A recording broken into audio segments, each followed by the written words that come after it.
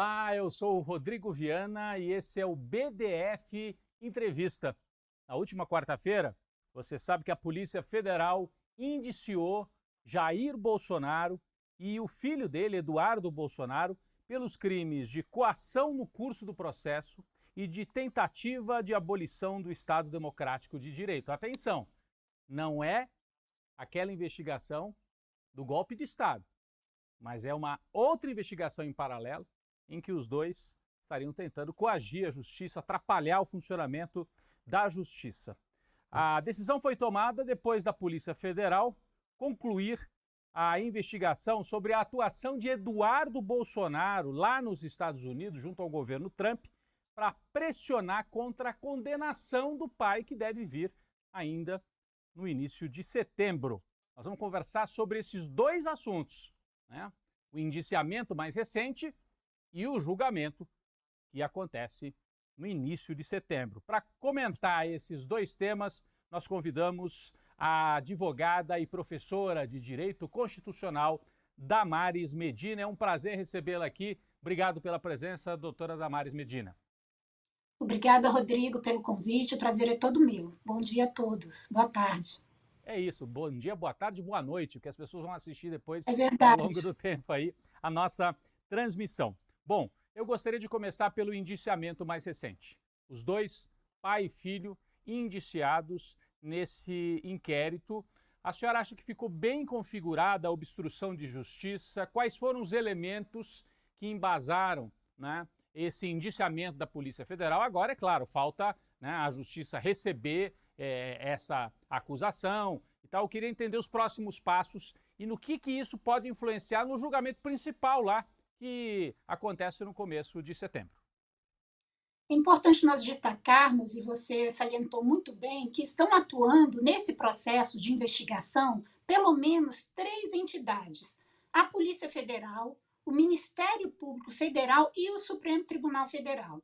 Essas mensagens, esses dados, esses fatos que vieram à tona na quarta-feira são oriundos da apreensão do celular do ex-presidente Jair Bolsonaro. E é interessante nós destacarmos para aqueles que diziam que as medidas cautelares do ministro Alexandre de Moraes eram exageradas, que havia um excesso na atuação processual do ministro. A divulgação dessas mensagens mostra a total adequação das medidas cautelares que foram deferidas contra o ex-presidente Jair Bolsonaro. Por quê? O que já se supunha, né, a partir do pano de fundo e dos fatos que eram revelados, e até das declarações do Eduardo Bolsonaro lá dos Estados Unidos, ameaçando o presidente da Câmara, ameaçando o presidente do Senado, ameaçando ministros do Supremo Tribunal Federal, a partir do teor das mensagens que foram apresentadas, que estavam no celular do ex-presidente Jair Bolsonaro, está comprovado que existe uma materialidade, que havia e há, de fato, uma conspiração para coagir o sistema de justiça brasileiro, cujo objetivo único é impedir que os núcleos mandantes e orquestradores da invasão da Praça dos Três Poderes em 8 de janeiro de 2023 saiam incólumes. E, a partir do teor dessas mensagens, abriu-se um novo inquérito que pode vir a redundar em uma nova denúncia e uma nova ação penal, agora pelos crimes de obstrução de justiça e tentativa de atentado ao Estado Democrático de Direito.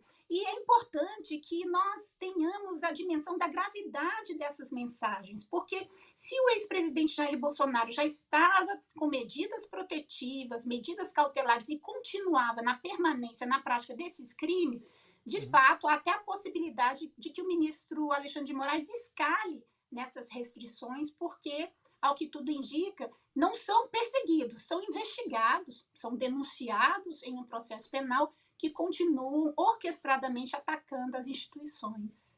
Doutora Damares, eu queria destacar alguns dos elementos que foram encontrados no celular. A senhora já citou aí. Então, foi apreendido o celular do Jair Bolsonaro e, ao avaliar, ao investigar, enfim, o material ali, encontraram vários elementos. Por exemplo, ali dentro do celular, um pedido de asilo na Argentina, redigido, segundo consta, teria sido redigido por uma das noras do Jair Bolsonaro. Está aí na tela.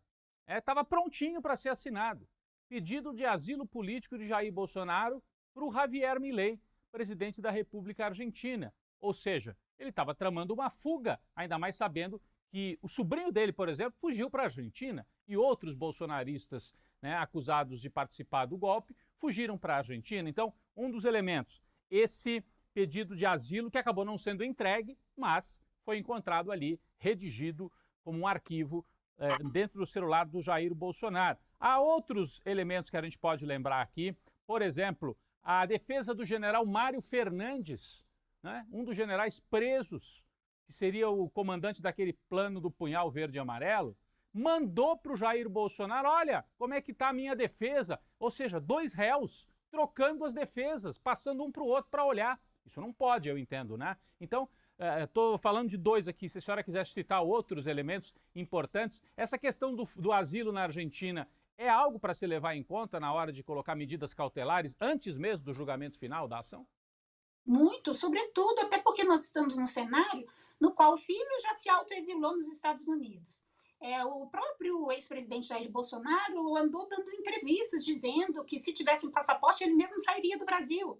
Né? As aliadas políticos como a Carla Zambelli estão já foragidos. Então é um padrão que se repete, o que mostra mais uma vez o acerto das medidas cautelares que foram determinadas contra o ex-presidente. E são elementos que trazem materialidade para o que já se pressupunha, né, que continuam agindo em conluio para impedir que o julgamento, né, para se elidirem da responsabilidade dos crimes cometidos. E vejam vocês, né, nós temos vários brasileiros cumprindo pena, né, toda aquela massa que foi manipulada ou não, mas foi congregada para a Praça dos Três Poderes. Nós já tivemos 700 ações penais, 500 já julgadas em órgão colegiado do Supremo Tribunal Federal, 400 foram julgadas pelo plenário e parece que 200 pela primeira turma. Né? Pessoas, brasileiros como eu e você, que foram lá apoiar o presidente, já estão cumprindo pena e agora essa elite política quer estar acima da lei. Né, quer que os seus apoiadores cumpram a pena e eles não, eles querem de qualquer forma obstruir o processo. E o crime de obstrução da justiça, a tentativa de impedir o cumprimento de pena, ele está tipificado no Código Penal e pode, de fato, dar margem até à escalada dessas medidas cautelares, mas eu creio que, por conta do estado de saúde do ex-presidente Jair Bolsonaro, a prisão domiciliar seja o suficiente. E tem outros indícios fortíssimos, né? A mim chocou muito o conteúdo das mensagens, o desrespeito total com o qual o filho se dirige ao pai. Né? Nós podemos, a princípio, pensar que isso é uma questão de foro íntimo, menor ou moral, mas não. Se nós virmos, né, na Bíblia, o único mandamento com promessa é honra o teu pai e a tua mãe, porque seus dias te prolongarão. E a pergunta que nós nos fazemos como cristã, eu sou presbiteriana, se um filho não respeita nem o pai, que respeito ele terá à nação, ao mandato que ele, né, ainda que licenciado, ele exerce. Né? Então, é uma situação muito grave, principalmente quando envolve líderes religiosos. Né? E aí nós entramos num novo desdobramento. Aliás, a gente tem, acho que o destaque, né? A senhora se refere à mensagem que foi enviada pelo Eduardo Bolsonaro para o pai, xingando o pai, com palavrão e atacando, enfim. Isso circulou bastante, tá aqui, ó, tá aqui na tela. O Eduardo Bolsonaro chateado porque o Jair, para tentar fazer uma cortina de fumaça, deu uma entrevista para um site aí, elogiando o Tarcísio e criticando o Eduardo, o filho. Aí o Eduardo escreveu para ele: eu ia deixar de lado a história do Tarcísio, que é o governador de São Paulo, mas graças aos elogios que você fez a mim no Poder 360, que é esse site, elogios entre aspas, ele estava sendo irônico, estou pensando seriamente em dar mais uma porrada nele para ver se você aprende. E aí ele xinga, VTNC, eu não vou repetir aqui, mas todo mundo sabe o que é, tá mandando o pai, né, para aquele lugar, seu ingrato, e aí também fala um palavrão. Então, o Eduardo Bolsonaro, eles se dizem representantes da tradicional família brasileira, da família cristã, né, e responderam, inclusive, isso é conversa, é desabafo entre pai e filho. Gente, bom, eles são pai e filho, mas nesse caso estamos falando de um deputado licenciado tramando contra o Brasil e de um ex-presidente que tudo leva a crer também estava tramando contra as instituições brasileiras. Doutora Damares, a senhora acredita que até pelo fato de ser ex-militar, o Jair Bolsonaro poderia também ter o seu caso levado para a justiça militar? Existe essa possibilidade? O Código Militar prevê alguma coisa em relação, ainda que seja um militar aí já da reserva, né, o Jair Bolsonaro, mas ele é um capitão e se apresenta assim como um capitão.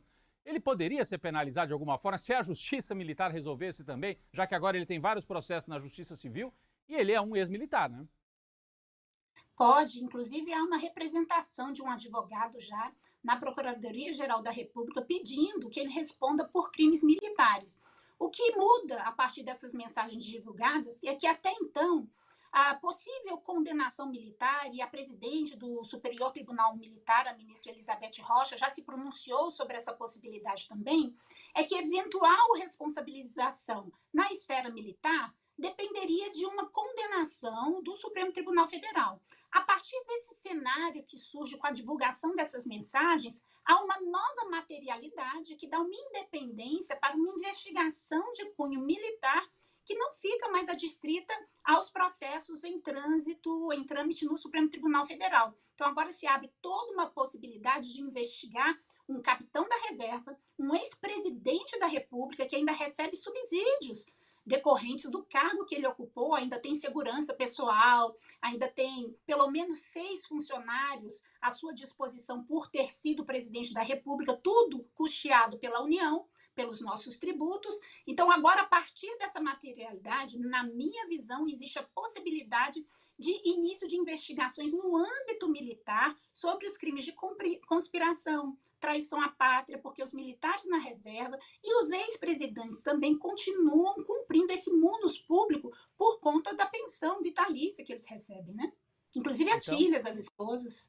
exatamente, tem uma série de privilégios e direitos, alguns podem dizer, mas eles têm que cumprir algumas coisas, né? Tem que andar na linha. E aqui, no caso, é um ex-militar que está praticando, me parece, traição contra o Brasil, chamada traição à pátria, né?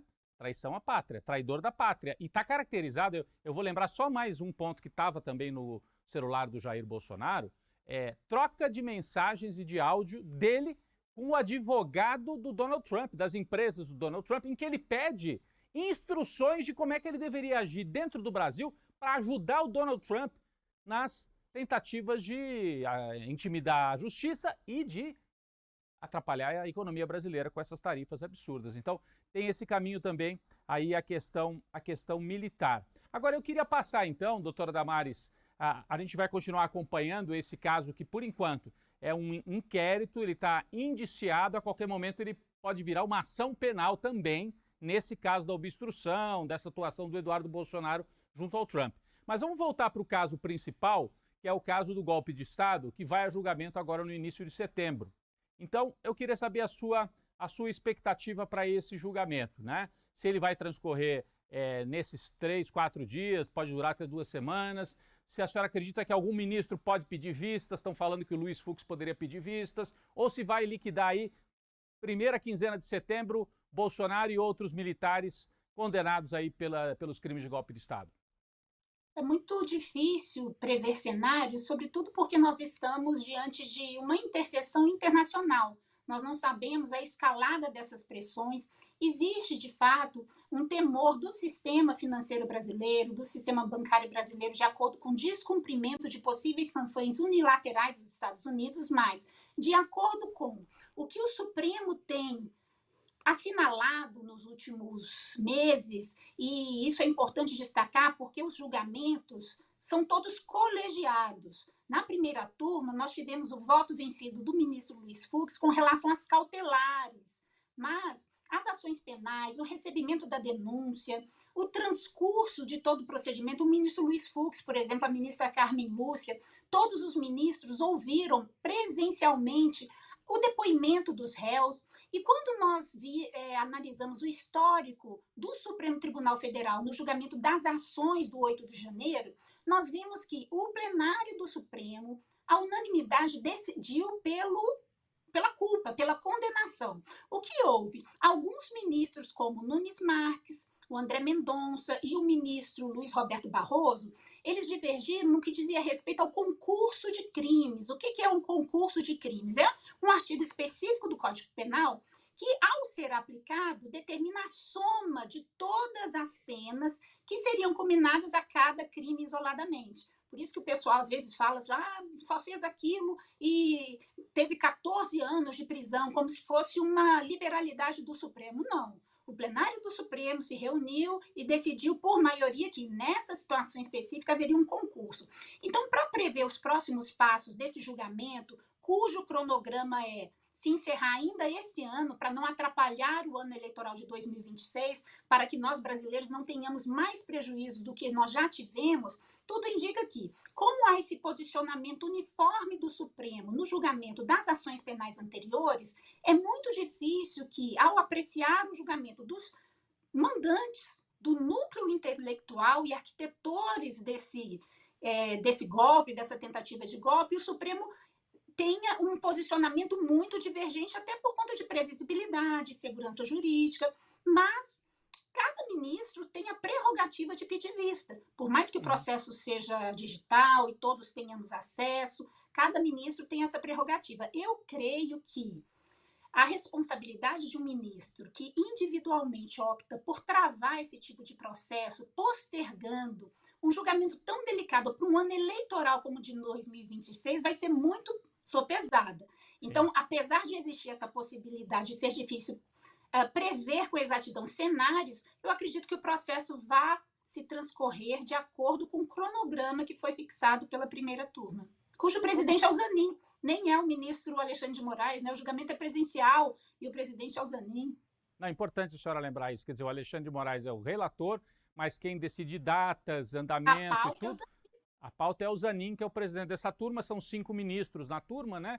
Carmen Lúcia, o próprio Zanin, Alexandre de Moraes, Fux e Flávio Dino. São 5 ministros que vão compor aí a votação para decidir as condenações ou eventuais até absolvições. Eles podem ou absolver parcialmente de um crime e condenar em outros. O que a senhora espera falando nisso, né? Nesse primeiro momento vão estar sendo julgados os responsáveis, os réus ali do núcleo 1, aquele núcleo crucial, que é Bolsonaro, general Heleno, Braga Neto, também general, Almirante Garnier, general Paulo Sérgio, né? Enfim, são esses nomes, e mais o Ramagem, e tá faltando um aí que eu não tô lembrando, é tanta gente, né? Mas enfim, a senhora espera algum desses, pelo que se comenta em Brasília, pela sua experiência, aliás, Damares, para quem está olhando assim o cenário ali ao fundo, onde será que ela está? Ela está em Brasília, né? As pessoas não associam tanto esses prédios assim a Brasília, mas ela está num setor específico comercial ali de Brasília.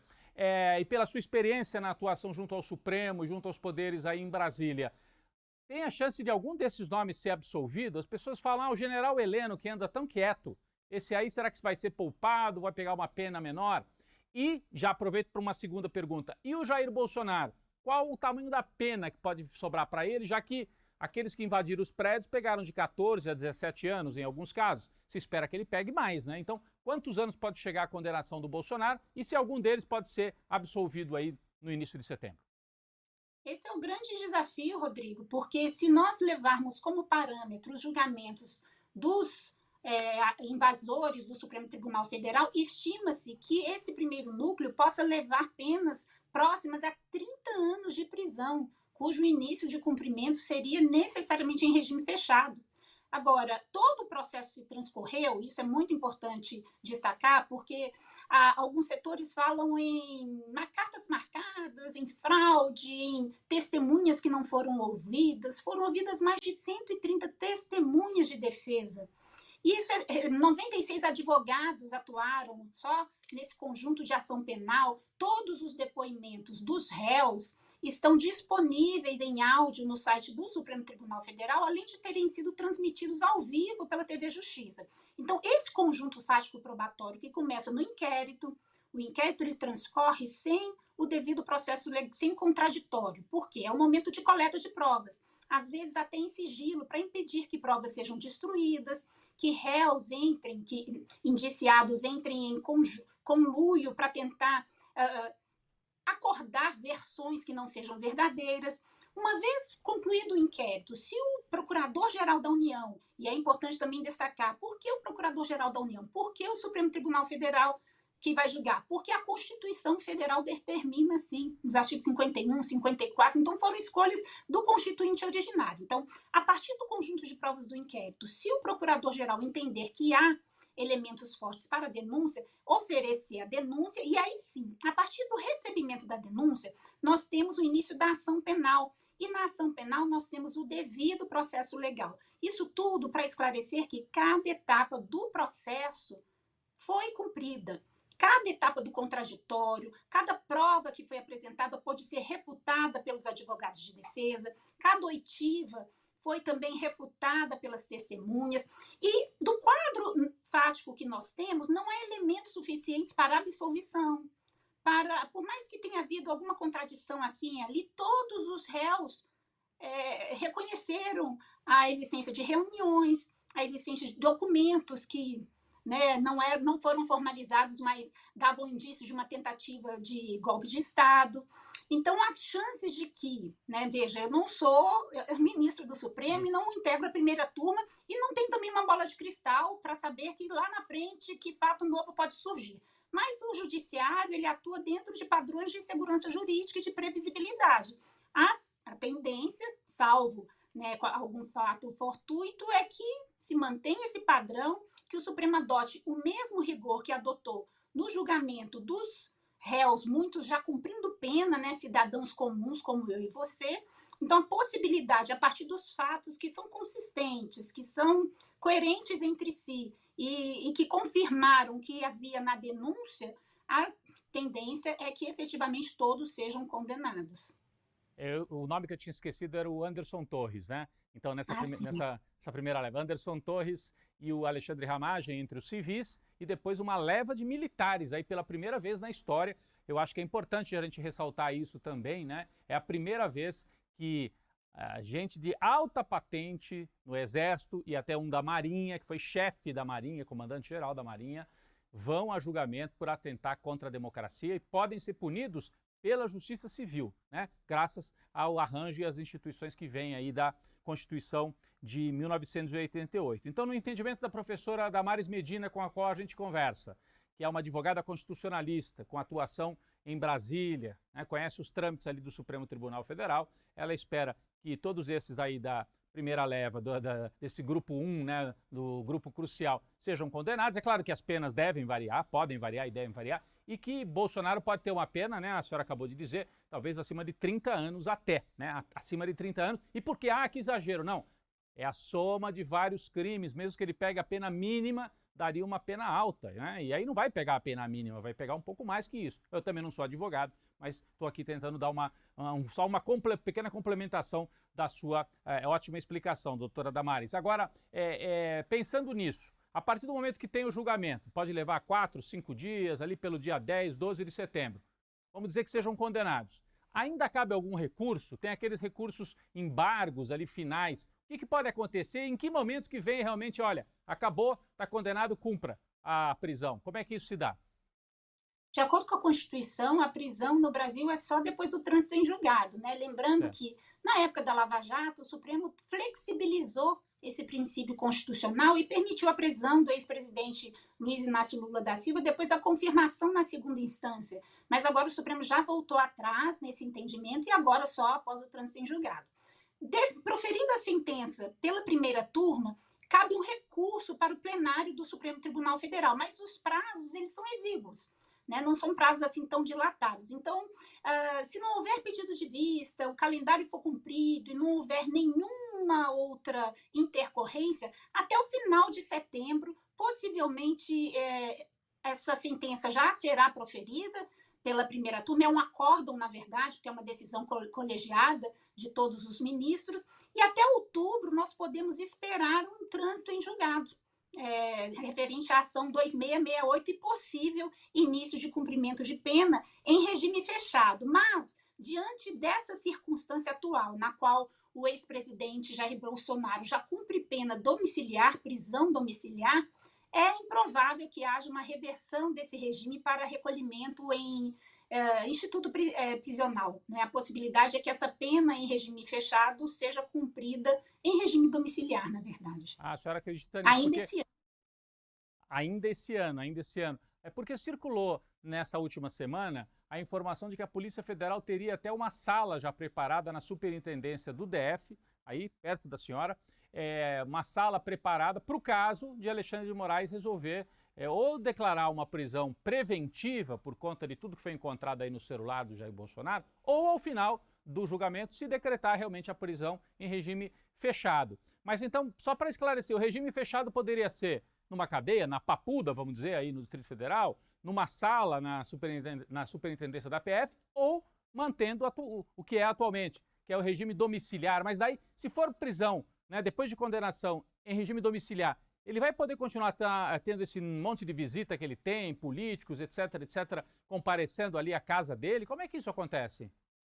Bom, essa é uma circunstância muito peculiar, né? Porque a É, prisão domiciliar aqui no Brasil, ela tem se tornado a regra quando se trata de figuras que pois têm um é. bom advogado à sua disposição. Nós temos vários precedentes, principalmente até os decorrentes do dia 8 de janeiro, mas o ex-presidente Collor, vários políticos envolvidos nas denúncias do Rio de Janeiro, até da Lava Jato também, porque a partir de uma certa idade e da comprovação da fragilidade do estado de saúde, né, e a postura do judiciário, principalmente do Supremo Tribunal Federal, tem sido flexibilizar esse recolhimento à instituição penitenciária e permitir, de fato, a prisão domiciliar, até por questões humanitárias. No caso do ex-presidente Jair Bolsonaro, que ainda sofre de sequelas do atentado do qual ele foi vítima antes, às vésperas das eleições de 2018, e tem que se submeter a exames periódicos, está em internação em períodos muito curtos. A minha avaliação é que, seguindo essa linha jurisprudencial do Supremo, nessa situação específica, também se permita o cumprimento dessa pena, inicialmente em regime domiciliar. Mas agora nós estamos diante de uma decisão cautelar, de uma prisão preventiva, inclusive criticada, né? Olha só, todos achavam que o ministro Alexandre de Moraes estava sendo muito rigoroso. O teor das mensagens dos celulares mostraram que ele estava sendo até comedido, né? Porque Verdade. eram crimes permanentes em prática constante. Mas agora nós estamos numa prisão excepcional, que é uma prisão cautelar, que é uma prisão provisória. Então, essa flexibilização, a possibilidade de receber visitas, inclusive de líderes políticos, Sim. convivências com amigos e colegas, diante de uma condenação, creio eu, mas mais uma vez a decisão final é da primeira turma, que o rigor seja mais específico, que aí já não existe cautelar, já não existe prisão preventiva, nós estamos diante de réus condenados por atentar contra a soberania brasileira, que vão continuar respondendo a outros processos, né, porque esses crimes continuaram e esse inquérito agora aberto é prova disso. O Supremo adote um rigor maior com relação a essas excepcionalidades que ele enfrenta. Mas a prisão domiciliar, ela tem esse caráter, né? É difícil Certo. você fiscalizar efetivamente como é que está sendo cumprida essa restrição. Só para lembrar que a senhora falou do Collor, realmente Collor foi condenado, trânsito em julgado e conseguiu ir para a prisão domiciliar. Acho que passou 3 dias, nem isso, lá na sede da PF, lá em Maceió. Acho que ele ficou preso primeiro, mas logo passou para domiciliar. Já o presidente Lula, esse não, né? Esse ficou em prisão mesmo, na sede da Antes Polícia do trânsito em Federal. julgado. Antes do trânsito em Ah, julgado. verdade, não havia trânsito em julgado, tanto é que depois foi revertido no Supremo Pior Tribunal ainda, né? Federal. Pior É. ainda. É verdade, não havia trânsito em julgado e mesmo assim só havia a condenação anterior ao Supremo e ele começou a cumprir pena lá na sede da Polícia Federal em Curitiba. A senhora E lembrou o aí, pessoal doutor? fala de perseguição agora, né?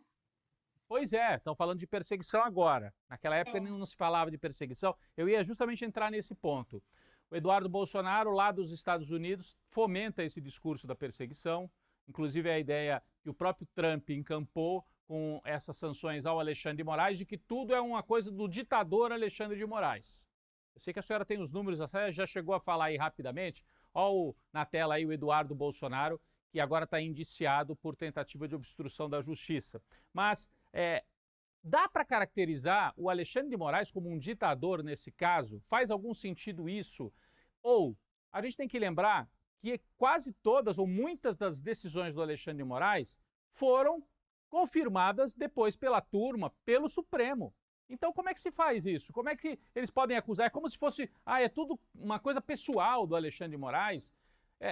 Ou é um ataque, ao atacar o Alexandre de Moraes, eles estão atacando o Supremo. Como é que a senhora pode explicar isso para a gente, doutora Damares? É um fenômeno complexo, porque parece que as pessoas não estão mais interessadas nos fatos, nos dados, né? Por exemplo, existe um dado de que foram interpostos 707 recursos contra as decisões monocráticas individuais do ministro Alexandre de Moraes. Esses recursos eles foram julgados pelo Colégio Decisório da primeira turma e do plenário do Supremo Tribunal Federal, do qual participam 11 ministros. O André Mendonça, indicado pelo ex-presidente Jair Bolsonaro, Nunes Marques, indicado pelo ex-presidente Jair Bolsonaro, Gilmar Mendes, que foi indicado pelo então presidente Fernando Henrique Cardoso. Então, é um colégio decisório amplo e bastante diverso. Todos esses recursos foram improvidos. Diante desses dados, algumas pessoas dizem, tá vendo? Todos foram improvisos. Como é que podem todos ser improvisos? Então, as pessoas não estão mais interessadas sequer na objetividade dos fatos. Né? Um processo é todo público, foi todo televisionado e ainda se fala em perseguição. Eu já ouvi até pessoas reclamando de que o processo estava rápido demais. Veja, tudo que nós queremos é um judiciário célere, um judiciário eficiente, está lá na Constituição, o princípio constitucional da razoável duração do processo. Então, parece que vivem em uma bolha completamente impermeável a qualquer fato, qualquer argumento. 96 advogados de defesa, todas as fases do processo sendo cumpridas, contraditório, várias instituições, Polícia Federal, Ministério Público, Supremo Tribunal Federal, o relator, o ministro Alexandre de Moraes, o Colégio Decisório da primeira turma, o Colégio Decisório do plenário do Supremo Tribunal Federal, e nada é suficiente para tentar desmontar esse mito de que há perseguição, porque eles decidiram que há perseguição. Então, é um cenário bastante desafiador, né? Eu acredito até decorrente dessas bolhas das redes sociais, que por mais que nós apresentemos fatos e dados, as pessoas não estão abertas a escutar e a rever, né, o seu próprio posicionamento. Mas numa perspectiva técnico-jurídica legal, não existe margem para, diante do que nós temos, do que é revelado, né? Por exemplo, vou abrir aqui um parênteses, na época da Lava Jato, né, diante do que era revelado, o Supremo Tribunal todo condenou, não deu habeas corpus, depois veio à tona toda aquela vaza-jato, tudo que estava no subterrâneo, aquele conluio entre o juiz Sérgio Moro e o procurador da República, Deltan Dallagnol. Então, o futuro a gente não pode prever, mas diante do que nós temos de objetivo, é inadmissível, não existe margem para falar em manipulação do processo, em falseamento dos dados, em celeridade demais ou atraso demais. O processo está transcorrendo de acordo com o devido processo legal. Perfeito. E só para a gente lembrar, né? Eu acho curioso porque eles dizem, não, o regime lá do Brasil está atacando, não dá direito à defesa. Gente, quem atacou a democracia no Brasil? Quem é que invadiu os três poderes? Quem é que destruiu? Se alguém cometeu atentados contra a democracia no Brasil, foi a turma da extrema-direita. Não estou dizendo que sejam todos, mas aquela turma que objetivamente foi para a rua, quebrou a sede dos três poderes, sentou na cadeira, gravou vídeo dizendo agora quem manda somos nós. Se aquilo não foi uma tentativa de golpe, e depois com tudo que a gente ficou sabendo, articulação militar, kids pretos, reunião, planilha, golpista, plano até para matar o presidente e o vice eleitos, se alguém atentou contra a democracia no Brasil, é justamente quem agora está no banco dos réus. Mas, doutora Damares, parece ser uma prática no mundo inteiro, né? Essa turma da extrema-direita tensiona, testa os limites da democracia e, eventualmente, quando são punidos, dizem, tá vendo? Não deixam a gente se manifestar. Né? E o Brasil, não sei a sua avaliação, mas eu vejo juristas até dos Estados Unidos, professores de direito e de ciência política, dizendo que o Brasil, nesse caso aqui, tem cumprido um papel bem interessante. A punição está se dando dentro do sistema jurídico tradicional da democracia. Os Estados Unidos se diziam, né, assim, a sede desse regime democrático que nasce lá na época da independência dos Estados Unidos, depois Revolução Francesa. Agora eles abriram mão de punir quem faz atentados contra a democracia. E o Brasil A senhora acha que está correto o ritmo, o andamento? Acha que é um exagero dizer isso? Que os Estados Unidos não puniram os golpistas de lá que invadiram o Capitólio. Aqui se pune. Aí o problema é aqui? Será que o problema não é lá? Né? É uma pergunta que eu faço para a senhora. Isso é importante, Rodrigo, e eu convido todos a refletir sobre isso, porque os Estados Unidos sempre foi considerado um parâmetro de democracia consolidada, democracia institucional e funcional. Depois da eleição do presidente Donald Trump e o seu terceiro mandato, o que nós vemos é uma escalada de erosão, de ataque a todas as instituições democráticas dos Estados Unidos. A ministra Ketanji Jackson, que é uma das últimas indicadas para a Suprema Corte dos Estados Unidos, inclusive em um precedente, em um voto dissidente, ela disse expressamente que os Estados Unidos vivem um sistema de Estado dual, que é um livro seminal de um judeu-alemão, Ernest Frankel, que terminou de escrever ele na Universidade de Chicago, já exilado, fugindo do regime nazista, que descrevia que o autoritarismo ele não surge da noite para o dia. Ele surge insidiosamente e durante um certo período os dois regimes, o legal, o normativo e o que ele chama de prerrogativo, que é o autoritário, eles vão coexistindo como se fosse um interruptor que em determinados momentos suspendia a normatividade e aplicava a prerrogativa. Então, a própria ministra da Suprema Corte já registrou em um voto vencido, em um acórdão da Suprema Corte de lá que os Estados Unidos estariam diante de um Estado dual. Mas nós temos outros elementos. O presidente Donald Trump, ele disse em sua conta oficial no X que vai promover uma revisão da orientação de todos os museus Smithsonian, porque eles só divulgavam o lado mal da escravidão e que houve muito sucesso. Então, veja, é um presidente que quer rever o passado, querendo elevar algum ponto positivo na escravidão. Nós temos nos Estados Unidos, por exemplo, agentes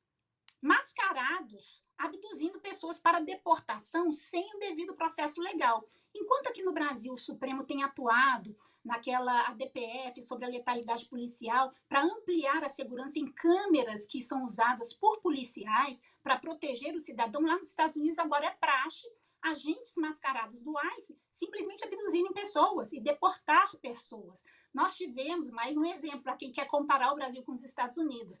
Semana passada, o secretário de Estado, ele retuitou um vídeo de um pastor que é contra o voto de mulheres, né, pregando que quem deve votar é o chefe de família. Então, nós precisamos começar a refletir sobre quem é modelo para nós e, acima de tudo, quem está se aliando a quem. É esse tipo de governo que nós queremos para o Brasil em 2026, que fala em proibir voto de mulheres, que permite policiais mascarados pelas ruas, que destitui servidores públicos que cumprem mandato, né, que aplicam sanções a estados estrangeiros sem submeter essas sanções ao Congresso Nacional. Então, se os Estados Unidos em algum momento já foi algum tipo de exemplo, agora as instituições estão sendo duramente atacadas, inclusive o judiciário. Achei muito interessante esse caso que a senhora trouxe, nada como conversar com uma estudiosa e uma especialista, né, da juíza da Suprema Corte, não conhecia, sim, fiquei sabendo aqui e acho que muita gente que está nos acompanhando também, juíza da Suprema Corte dos Estados Unidos, que cita, por sua vez, um estudioso alemão perseguido, né, um judeu alemão, não parece? Ernest Frankel, que escreve sobre o Estado dual, né? Como é que o autoritarismo se impõe muitas vezes, né? Às vezes também vem de rompante assim e baixa num dia, mas muitas vezes dessa forma que a senhora descreveu aí, né? Convive o Estado ainda, os restos de democracia, com um Estado já autoritário. E que é isso que a gente pode observar hoje nos Estados Unidos. E, curiosamente, é de lá que vem a acusação de que aqui haveria um regime que está perseguindo. Não, o que está se fazendo no Brasil é defender a democracia, porque há uma tentativa de derrotar a democracia. Então, eu aponto por último aqui, talvez, a seguinte pergunta para a senhora. O bolsonarismo aparentemente vai ser derrotado judicialmente, tem vários processos, está perdendo força política, mas ainda tem muita força e as pesquisas mostram isso. E faz a aposta, inclusive, esse movimento de extremo-direita bolsonarismo, de eleger senadores em 2026 para tentar intervir no Supremo Tribunal Federal, votando impeachment. Já falam abertamente, tem vários pedidos já hoje, mas eles não têm maioria hoje no Senado. Eles querem eleger senadores para daí derrubar os ministros do Supremo. Isso é uma forma, né, de ataque às instituições por dentro, né, de corroer. A senhora acha que isso vai acontecer? Isso pode avançar, olhando aí de Brasília e por dentro, né, da operação do direito constitucional? É preocupante isso? Ou o Brasil vai conseguir defender a sua democracia e evitar esse avanço da extrema-direita, inclusive via Senado e via impeachment de ministros do Supremo? É muito preocupante, Rodrigo, porque nós vemos que esse movimento, essa crise das democracias constitucionais, ela não é uma crise isolada dos Estados Unidos ou do Brasil. Nós temos no México, no Equador, na Turquia, na Hungria. É uma crise das democracias constitucionais, porque se os estudiosos, a literatura que se dedica a isso, admite que a democracia não entregou todas as promessas que ela devia. Só que também todas essas crises internacionais seguem esse script de atacar a Suprema Corte, porque a Suprema Corte é a última fronteira de defesa da Constituição. Então, por mais que Bolsonaro seja declarado inelegível, o fascismo, o autoritarismo, e principalmente instrumentalizado por essas grandes big techs que são avessas à regulação e atuam em redes fronteiriças que não respeitam nenhum Estado, né? Então, apesar de, se nós estivermos diante de uma condenação e o Bolsonaro se tornar inelegível, eu não creio que o movimento fascista, o movimento autoritário esteja só por isso derrotado. E é importante a gente destacar, para quem gosta de flertar com impeachment de ministro do Supremo Tribunal Federal, porque é muito fácil falar de impeachment do ministro Alexandre de Moraes, mas isso não mudaria o placar de um processo, de uma decisão que está sendo confirmada pelo Colégio do Supremo Tribunal Federal. Então, eles vão o quê? Fechar o Supremo? Impedir todos os ministros? E amanhã, quem vai garantir o direito dos próprios congressistas, que é o próprio Supremo que faz? Então, nós precisamos tratar as instituições democráticas com a seriedade que elas pedem e não adotar como exemplo um filho que não respeita nem o pai, que se dirige ao pai daquela forma, que dirá as instituições democráticas, que já falava antes, vamos mandar um soldado, um cabo com um tanto para fechar o Supremo. Então, eu acho que cabe a cada um de nós, de qualquer espectro político que seja, né, pensar sobre quem garante os seus direitos. Né? Definitivamente não são os Bolsonaro, definitivamente não é quem invade prédio público, né? Porque quem vai pagar a conta daquela depredação? Né? Faz de uma forma tão violenta, destrói obras de arte, né? Coisas até desnecessárias. Então, eu ainda tenho esperança de resgatar aí um centro moderado que possa nos conduzir a algum lugar de esperança, porque se nós enfrentamos pressões internacionais do Donald Trump, dos Estados Unidos, e as internas também, não é a simples condenação de Bolsonaro que vai mudar esse cenário político tão complexo. É isso, mas certamente passa pela condenação dele também derrotar a extrema-direita e o fascismo, como diz com todas as letras aqui a professora Damares Medina, a quem eu queria agradecer demais pela participação, pela entrevista. Obrigado mais uma vez, professora e doutora Damares Medina. Eu que agradeço, Rodrigo, foi um prazer. Até mais. Até mais, até uma próxima. O BDF Entrevista fica por aqui, você já sabe, de segunda a sexta, sempre um convidado especial tratando dos temas mais candentes, mais importantes. Hoje nós falamos sobre o julgamento da família Bolsonaro e sobre como a democracia resiste ao avanço da extrema-direita do ponto de vista institucional. Agradeço demais a você e até a próxima.